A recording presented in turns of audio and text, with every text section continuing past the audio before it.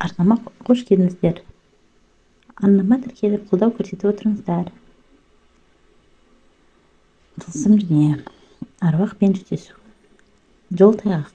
Өте маңызды шаруамен жолға шығып кеткісін үйге қайтуға қисындым да алған бетімді жалғастыра бердім. Бара жатқан жолыма көлік сирек екен. Ештеңеге ұрынбаспын деп ойлағанмын. Қателесіппін. Бұрылыстың бірін талдар көлігі келіп тұрады екен. Қарсы беттен жеңіл көлік атып шыққаны тоқтай алмай барып соғылдым. Олар да жерде тайғақ болған соң жолдың ортасымен кетқан болып шықты. Есімді ауруханада жидым. Аяғым бірнеше қабырғам сыныпты. Омыртқам мен басыма зақым келіпті. Бәрін кейін білдім ғой. Сөйтсем көлік иесінің қасында 12-13 жасар қызы келіншек болған екен.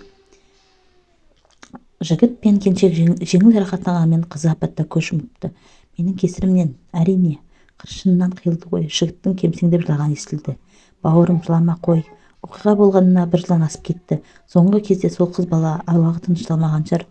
Осылай маған хабарласып тұрады. Жолда көлік тоқтатып мініп, жүргізушінің телефонымен маған қоңырау шалады. Ылғи айтатыны: аға, сол күні неге жолға шықпай қоймадыңыз деп айыптайды. Түнде осылай жиі хабарласатын болды. Сіз көлігіңізге отырғызған телефоныңыздан қоңырау шалған соң қыздың елесі: аға, қорықпаңыз, оның сізге зияны жоқ, байланыс үзіліп кетті.